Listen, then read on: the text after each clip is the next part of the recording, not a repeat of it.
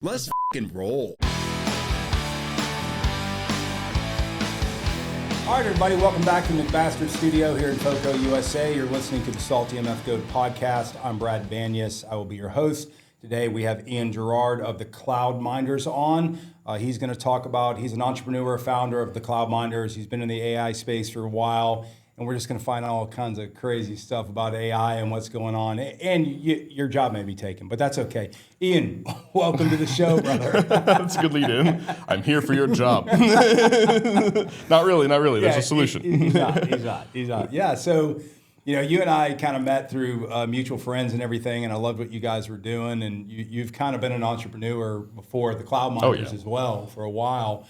So I just thought it'd be cool for us to cut up on, some of the topics maybe people don't want to talk about AI and kind of the equalizer of AI between the different classes. Usually the ones that people don't want to talk about are the ones that I really like a lot. I'm just not, what are you supposed to say? This is crazy. It's a whole sea level change. But yeah. What else? What are we doing? Yeah. So I know you kind of were a country farm guy, right? Yeah. So, why'd you get into technology in the first place? I mean, my country background, I was raised on a farm since I was like probably 8 or 9 years old or something like that, raising cows and vegetables and whatnot. I did that again after college. I don't know why I went to school to go farm again. It was kind of dumb. But no, I really enjoyed it. I really enjoyed just like hard work and, getting out in the fields or whatever. The schlitzes never hit as good as after like a day out in the field is what I tell people. Oh, that's absolutely. There's no highbrow stuff happening here. But we went from like hog farming and chickens and vegetables and whatnot to starting a tech company, which was back in 2017. It was called Adder. And Adder. Originally was like Adder mobile advertising. Like, it's kind of like the idea is that we were going to put car apps on people's cars in the local community and give them money for it instead of it being a billboard. That was like a billboard company like whoever out there, Outdoor, Lamar, or whatever. Instead of that, it was like, hey, it's Uber for advertising. Just put your ads on somebody's car, they get some money. You keep your advertising dollars local. There's like a local buy-in component. So I was always really interested in like the community side of it. Like the community stuff was always a big deal. And that's where we got started tech-wise out of the farm.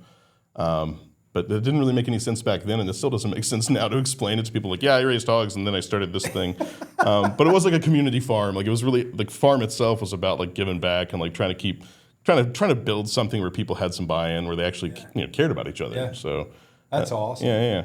Well, Adder too. I mean, I love that idea. I mean, actually, it's ingenious. Because you think about that. We've got I'll call out to the traveling masshole. He's one of our guys that we sponsor in a co-brand with Salty. And the dude's like handing out Salty stickers. He just lives off the road and travels around. But I mean, it's amazing how somebody gets a sticker and they find it's the same kind of concept. Exactly. Yeah. You get an ad, but. Well, in that case, they're like paid to, especially like, well, Campbell's soup actually changed my life. We never had Campbell's soup, to be clear, but good and chunky. Exactly. I love it. That was the idea, anyway. Yeah. But it was cool. But it morphed into like a bunch of other like data challenges over time. So that's kind of what led us to where we are now. Yeah, and so I mean, Cloud Minders. I mean, you guys are kind of what I would say, kind of like. You're basically kind of the infrastructure, the computing to allow people that are developing AI apps. Yeah. You guys, and I don't want to steal your thunder. No.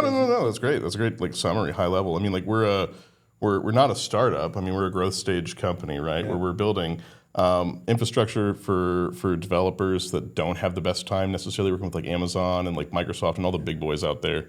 We really like to kind of focus on giving sunlight to the undergrowth, as we like to call it. It's like, hey, like the big trees are like blotting out all the sun. Well, then the little guys can't grow up. Like right now, like it's an access challenge for a lot of smaller companies, smaller dev teams to be able to get a hold of these really high-end AI chips. And we see ourselves as like, hey, we're here for that. We want to give you access. But then there's kind of a bigger vision over time as well. So It's like getting to that. Right now, it's focusing on like, bread and butter, what actually makes the money, what actually is building our company up over time. Yeah. And building relationships, once again, trying to build community a little bit, that kind of thing. So back to your farming analogy, it plays really well, right? I mean, you're kind of providing the soil and the dirt. There you go. Yeah, the picks and the shovels, the soil and the dirt, the tiller and the guy pushing it for 5 miles, That was my first year, so. I love it, man. Yeah. Well, I want to get in. I mean, Ian is a uber smart guy, so, the shit that I'll ask him, I'll probably bring out a lot of silliness, but he's a really smart guy. And, I wanted to talk about just, as being in the tech space for most of my life as well, like when you start talking about new technologies and processing power and GPUs and all this thing, like you kind of lose the average. No, yeah, people start to glaze over, and you can tell it's like, oh no, like I went to nerddom, didn't I? I'm sorry. We can come back. The nerd dome. Yeah. War's coming up. But reality of it is like what most people probably know AI or think of AI like ChatGPT. Yep. Right? They're thinking of things like that. Well, it's going to write something for you. It might create a song for you. Maybe it's a picture or something. Yeah, it's going to Mm-hmm. shorten maybe kind of people that are grammar shitty like myself. It's great. But like, what are some other applications that you've seen that are like a really what you think are going to be like life changing for everyone? Like, so one example is kind of it's probably too esoteric for us to talk about for too long. But the idea that they're using the AI itself these days to improve the next generation of AI chips and how they're designed by feeding it the data that all of these scientists and researchers have come up with over the past decades and decades of time. All these people have bought in all this put in all this effort, and there's all this data now to work with. Like you can feed that into some model that you created, and you can kind of tweak it a little bit, and then you end up making a better chip out of it.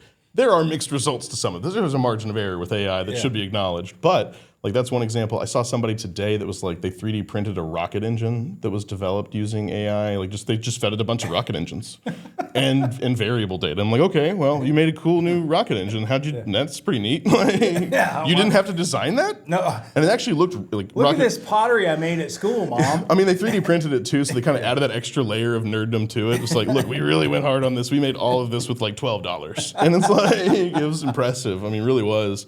Seeing something like that, but like there's new drug therapies coming out. We figure out how like subatomic particles and stuff work. We know how to like build better airplanes now because of AI. It's just about like uncovering patterns in data that aren't necessarily jumping out at you as the researcher that's looking at it. Because humans we can only process so much. Yeah, and we process very uniquely, but like. Absolutely, and 90% of us are watching TikTok, so I don't think we're going to create a 3D. You're helping the AI with the likes and dislikes, okay? You're helping them figure out what's more entertaining. We will zero in on the most entertaining 3 seconds of your life. I didn't build a jet engine this morning before breakfast, but I will tomorrow. I'll download the file and boom, there you go. That's the future we live in. It is actually, honestly, it's really open source. The whole like the sharing of information, the way people are kind of going back and forth and trading stuff like this, to where it is a lot easier for just somebody like you or me who's like, I don't know anything about how to build a rocket engine. But you click the file and download it and put it on your printer, and then boom, now it's like put in the spark plugs. Like, okay, really? Is it really becoming that simple for this kind of stuff? Which is both fascinating and opens up so many doors and like creativity and just how technology is going to develop. Also kind of scary. Yeah. Right? Like unknown. People don't like unknown stuff. Well, I mean, if every Joe Schmo can make rockets, it's like, oh. Or deep shit, yeah. I made a rocket launcher between I feel like most people lunch. aren't going to make the effort, it's so still, I'm really interested. I was talking to Adam too, your CMO. I was talking to him before, and I'm really interested in leveling the playing field from organizations that have, traditional organizations have a shit ton of money. Boeing, since we're talking airplanes. Hey, I'm not knocking you, Boeing. Just relax. I'm using it as an example. Love. Just an example. They need love. But leveling the playing field for, like you said, creative, entrepreneurial type people, where they don't have to have traditionally all the assets, the buildings, the servers, the people. They can take an idea and do so much with AI. Yeah. I mean, you want to lay into that, get into that, because I think sure. Oh yeah. Oh dude. Yeah. Like the biggest one that jumps out at me right now, we're talking a lot about like SEO on the marketing side of the company, right? Like search engine optimization, how to get Google to love us enough to put us in the search results.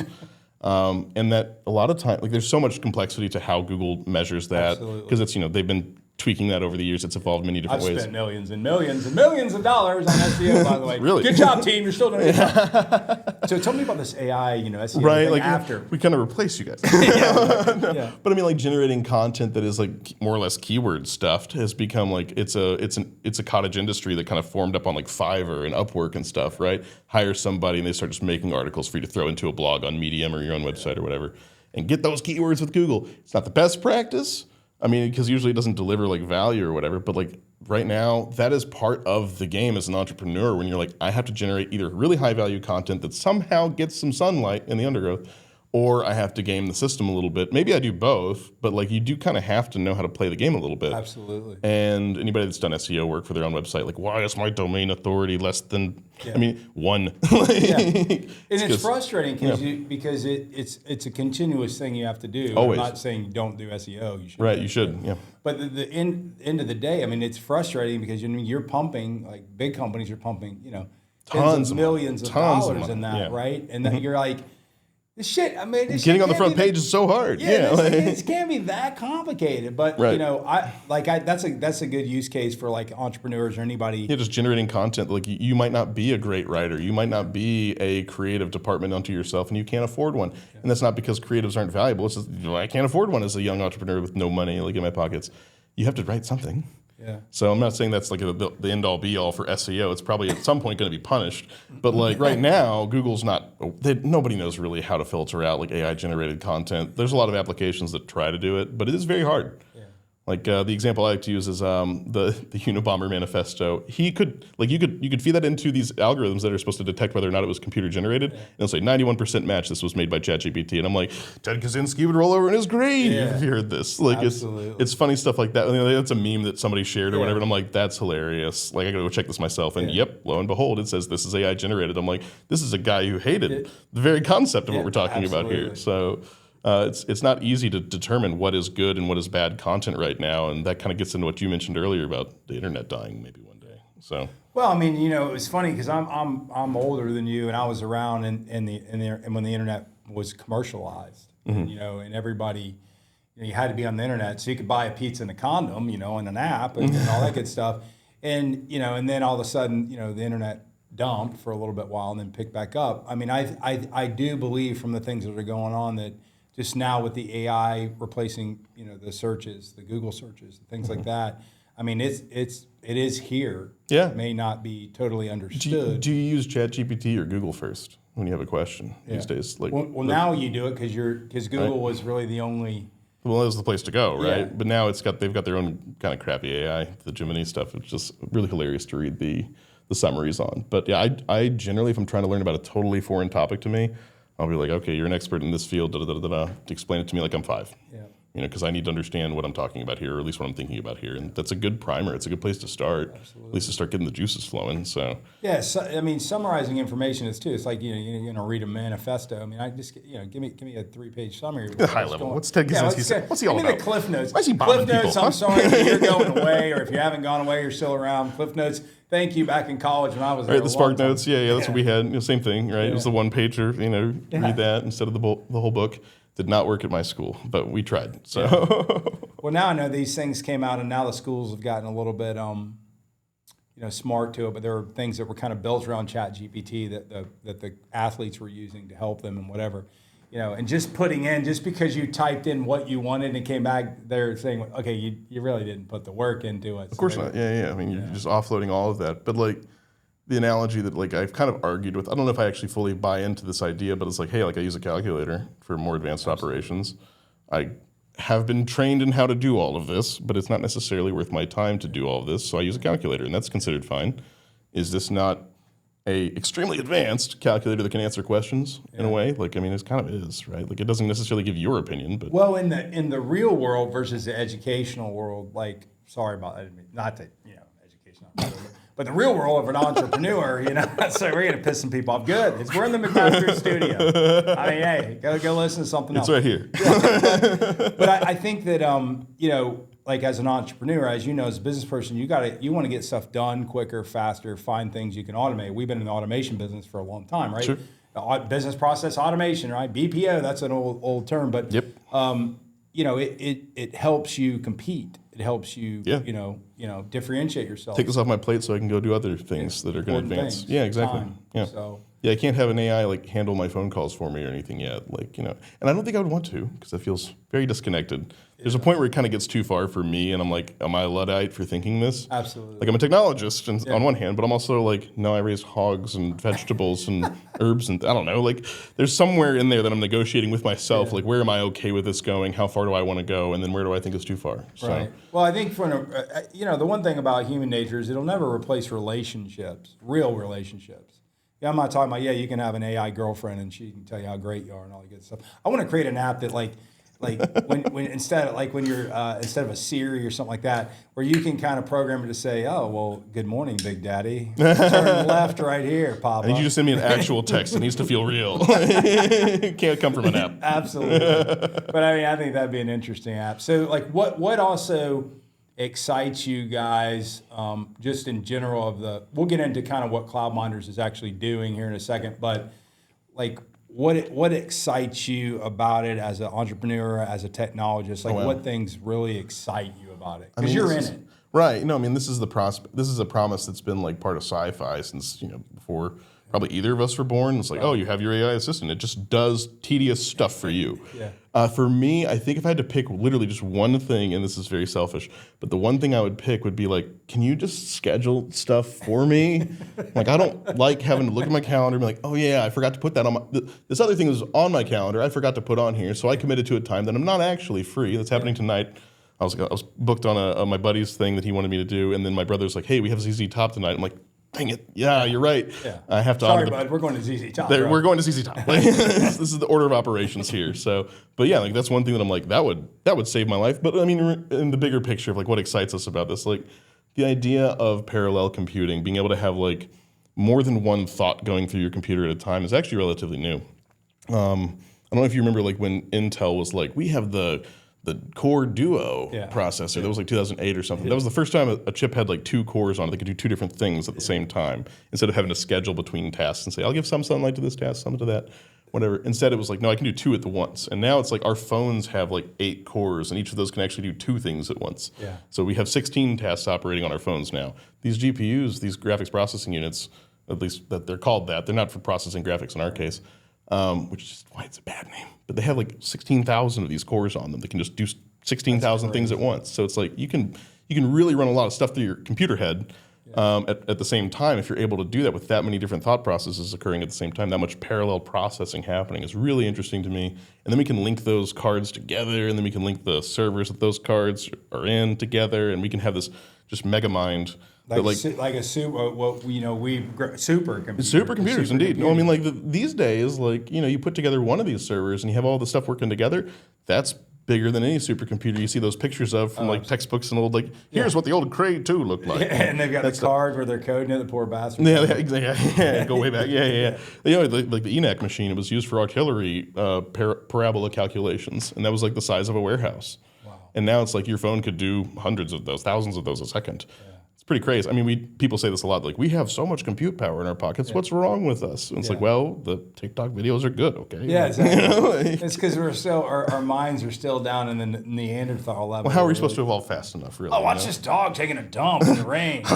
Shit. Wow. It's watched 25 million times. I didn't know it was that exciting. I mean, shit, I'm going to make my dog famous. They're doing it a lot. They do it every day, by the way. They do it every day. Shout out to the dog. Shout out. Dogs. Oh, multiple dogs. How many dogs do you have? 3 dogs, 3 labs, 2 chocolates, two males, and 1 female. I don't think I've ever seen your dogs. Yeah. We'll have to do this after the show. Yeah. Do a little dog sharing. Yeah. It's a love-hate relationship when you got a shit ton of people in a house and there's 3. Yes. And they're all, labs are very affectionate. They're so sweet. They're always wanting you to be with them whenever. And I always say, so my dog Dixie, she's my favorite dog, lab. She's probably like 4 years old.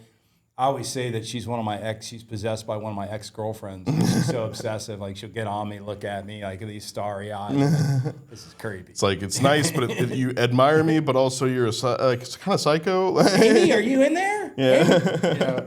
No, I had the same thing with my second dog that I adopted. I have 2 rescues. One was from I found her at a Tractor Supply, where they were doing like an adoption drive. So that was one place. And then the other one, I wanted her to be a farm dog. She's the worst. She goes around, rolls in deer, scat constantly. Obviously. It's awful.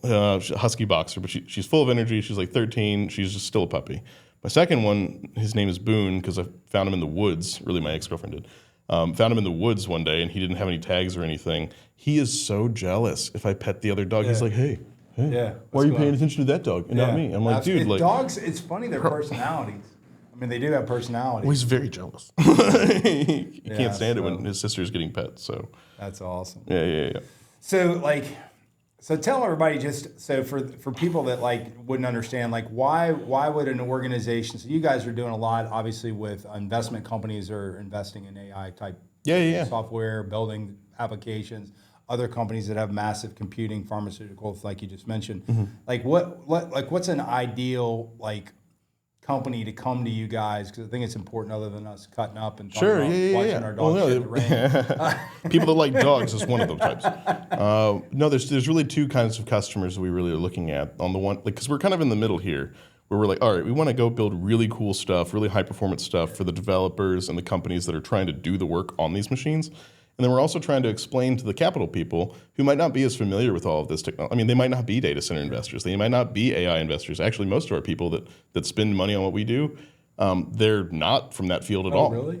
Yeah, so our job is to kind of bridge the gap between the two and say, okay, this is all very technical and esoteric and this took years to understand for me. I got to go to somebody that has no exposure to any of this and explain it to them. And so like usually the people we work with on the capital side are like REIT investors, like people that are into real estate. Yeah. And so, the easy way that we explain this is this thing we call the apartment analogy, which is, okay, you've got an apartment building, let's say you spent $300,000 on it. This is an example, not reflecting modern inflation, but let's say you spent $300,000 on an apartment building. That's impossible. How could you do that? And inside of it, there were 8 units that you could rent out. You could rent them out as an Airbnb for a night. You could rent them out for apartment renters for months. You could rent it out as a condo, but not really rent it out, but kind of like contract it out as a condo for an extended period of time. So you have days, you have months, you have years, right? That's what you can do with your apartment units. And these 8 units in this building generate you some money every month. The same thing with the GPUs, the servers that we do. We tell people, like our investor types, the server is the building. It has 8 units inside of it, 8 GPUs inside of it. And people can rent that for a minute, an hour, a week, a year, however long. And it's the same kind of idea, which is, you get probably a better deal if you rent for longer, right? If you're a customer and you commit to us, you also pay more upfront. But like, this is just it's a $300,000 box that's much smaller than your apartment building, and you don't have to mow around it, so that's pretty cool. Like, they can't do anything to the walls or the locks or the carpet or anything like that. That's actually one of the advantages of where we're at. Like, hey, like, all that stuff you have to do after they move out, we don't have to worry about that because at least they can, this is computer hardware. It's a bit different in that aspect. You can kind of just hit format and wipe things. It's a lot easier to clean up, but it's pretty much the same thing, right? Very similar to like, so when we started 28 years ago, like we had our own servers, like we owned 60 or something of them, a lot of them. Wow. Right.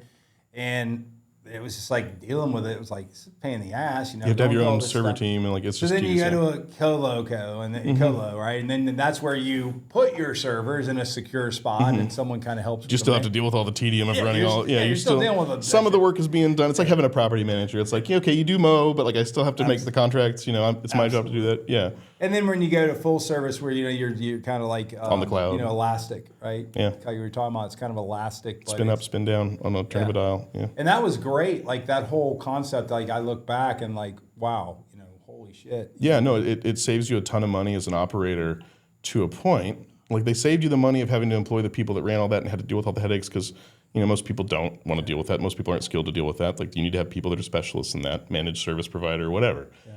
But like, going to the cloud made it to where it's like, okay, I just need to run my work, and then you handle the rest of it. Build the building. I'm not even going to think about the building anymore because all I need to do is run my thing. I need to worry about where to put somebody, or whatever. My analogy falls apart at this point. We got to work through that part. Yeah. But like the idea of you outsourcing that to Amazon was a great idea at the time when the cloud became a thing. Like it was amazing, but then the prices started going up. Yeah. And eventually the differential stopped making sense. Absolutely. I think of it as like a pendulum with most things. Like, there's we cycles. were before even Amazon. Like, sure. That's when the first data centers, secure, because we were doing stuff with banks and information. Right. We had to have, you have to, get past the security audit and all that stuff. But when the guy came in, we used to work with a huge financial service company, and they were used to going into print shops and stuff where smoking out the back door, doors open, whatever, cats and dogs are running in. And the guy comes to us, and there's literally a man trap. And it's retina scans, and he's like, yep. The guy says, what's that? Like, well, if you didn't have a pass or you weren't with us, it would scan your eyes, or your pass didn't work, it'd immediately drop you to the bottom of the building, lock you, and then they would come arrest you. And he was like, he looked at me and goes, that's a pretty cool man trap. He goes, y'all passed. We need to get that going on. We just lock you inside the airlock, basically. You're just like stuck between 2 doors if you don't pass authentication. We don't drop any. We need a trap door. Can we get on that, Adam? It's cool. I mean, it's cool. Who doesn't like? But we passed the audit, and they didn't come back. I'm sure. No, like I'd be scared. like, you know what? That is not something I want to try to I don't want to do a penetration test on that and try to get through. We call it straight. Hey, Stan, screw with this guy. We don't like this guy. Lock him down. But yeah, it was awesome. But what would you tell what would you tell if you were trying to find a business and they were saying, hey, look, I understand what you do. You obviously have a background in AI and wrote AI, so it's not like you said, hey, this will be fun. I just found some boxes outside and I plugged them in and it's going great. I had these Bitcoin miners. It's basically the same thing. No, it wasn't like that. We had our own experience that kind of led us into all of this with Adder. So I mentioned what we did at the beginning. We were the car wrap ads people or whatever. The problem we had with Adder was that we didn't have analytics. People are used to Google Analytics. People are used to internet analytics on their ads. You don't have that outdoors. Okay, now you need that if you're trying to justify a budget and you're a marketing department, right? So we had to go to them and say, all right, we don't have any data. That's not going to work for you. Dang, we have to figure this problem out. And so we started processing tons of location data. And we could have either run that on Amazon for what we calculated it out with the trillions of data points we were taking in a day. It's well, it's going to cost us 120 grand a month. And we make 10, there's a problem. We get some cool data. We do have 120 grand from our investors. Thanks, guys. But we don't want to, if we just spend that month, then there's no next month. So instead of doing that, we just built our own data center out with all of that. And that's really what kind of pulled me back into building computers, building servers at this point. Because I grew up building crappy computers with stuff from the Salvation Army that we could afford. Within our family. So we were trying to always build computers growing up. This kind of took me back into it after a decade of being gone. And I'm like, wow, all these toys are so neat. Which kind of scared my investors at the time a little bit because they're like, what are you guys doing over here, building your own data center out? Everybody uses the cloud. Are you stupid? And I was like, here's the economics of it. We can spend that $120K a month or we can spend it once. And then we control it forever. And it's power and internet is what we have to pay for. Yeah. So that's what kind of started pulling us into all of this. And then we were like, well, we can learn all kinds of stuff from this location data we collect. We can build patterns, we can answer all kinds of questions. And actually, Adder morphed, it pivoted into this thing that was no, this is a platform, it's a location intelligence platform because this is such powerful information. And yes, it works for billboard people and mobile billboard people, but it also works for 10,000 other applications. Yeah. So that's what kind of drug us into all of this world and us running our own data center that way and having to kind of just upgrade all of our thinking about how parallel compute works and all this stuff. That's what got us into the AI stuff and eventually into cloud miners. Yeah. So that we had our own use case that drug us into this. And that's usually the best idea. Yeah, it helps. When you kind of stumble on and go, you have a problem, and then you figure it out, and you're like, oh shit, everyone else has this problem. We didn't find somebody else's market. We found our own problem, and we're like, we need to solve this. And then we're like, oh wait, this is probably somebody else's problem too. And we're still kind of the cloud, but I remember one time I was using these Amazon credits that they give out, and we spent a bunch of these credits in 1 month, and they're funny money. You can they Amazon writes them off or whatever. But we had been given this as part of a startup accelerator, and we got this huge service and support bill because we asked a couple of questions, 3 questions about hey, why aren't we getting allocations for X, Y, and Z? It was actually about us trying to get our hands on some GPUs, so we were asking the support people, hey, why aren't we getting an allocation of what the top of the line was back then, the V100? Hey, we can't seem to get an allocation for these. Can you guys help us out here? They charged us because their support is based on spend. And it doesn't care if you're using credits or real dollars. Right. We spent I think $50K of these credits they gave us, and they're like, well, your support bill is going to be $5-10K because you asked 3 questions and had 11 emails back and forth. Yeah. It's a percentage of your spend.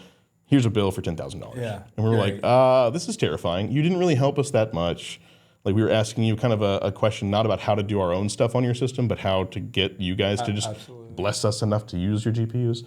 And you charged us 10 grand for that of real money. They didn't let us use the credits for those. So we eventually talked them out of it. They disarmed more or less. So I appreciated that. But at the same time, that's what a normal customer is going to deal with over there. And just dealing with that was okay, we were scared of working with these guys and getting stuck with them. So let's just do it ourselves and let's try to kind of walk developers through this process themselves of onboarding, getting their stuff running, and not charge like that because it was insane. Well, I mean, I love the model. When the model works, that model's been proven. So you're not trying to really have to create a model. Correct. So that's awesome. Yeah, especially what we're doing right now, which is pretty straightforward. It's here's access to machines. We're going to help you out.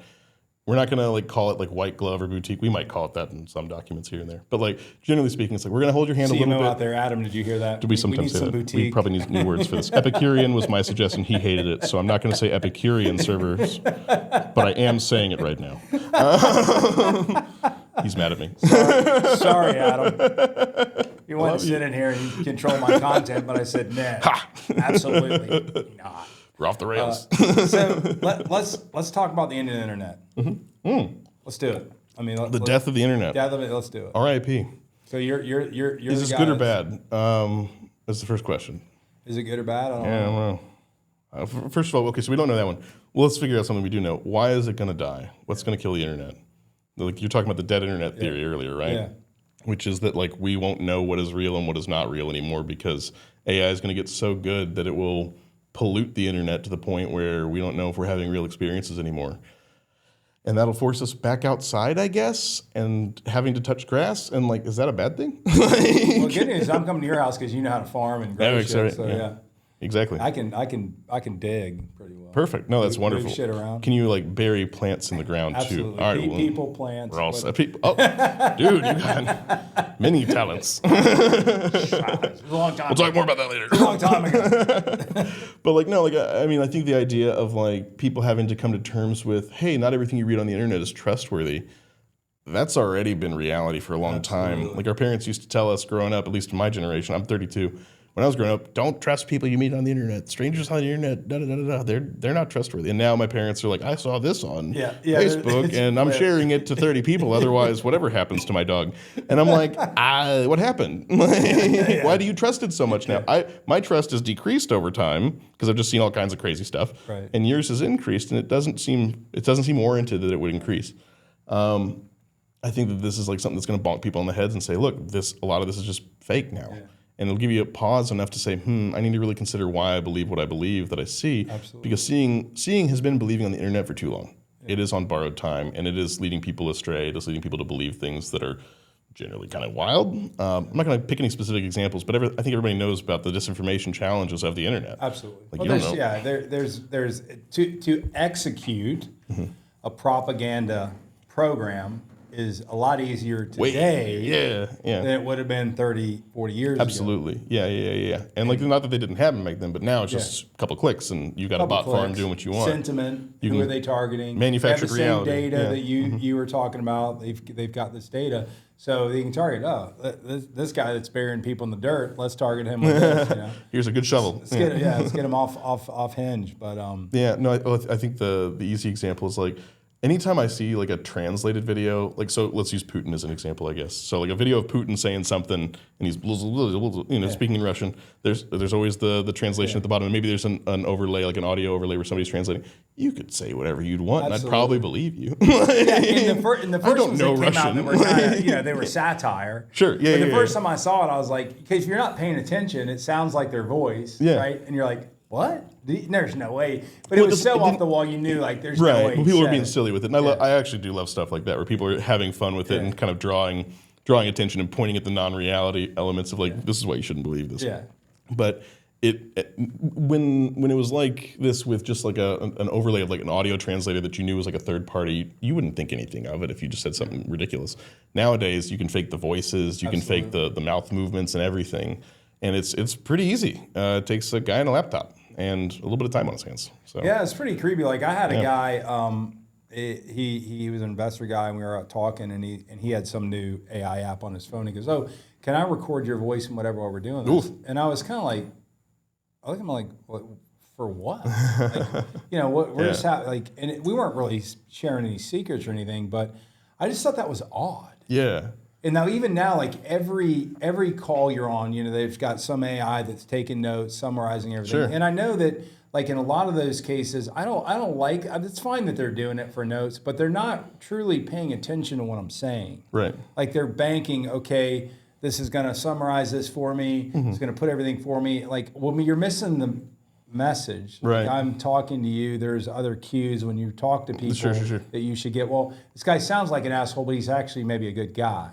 Versus that, like in the paper, he's an asshole. Did you hear what this guy said? He's a total asshole. And I that kind of stuff doesn't scare me. I don't care either way. But I just think it's odd. Like in the communication factor and the cues of just human relationships, like, that will hurt some of that.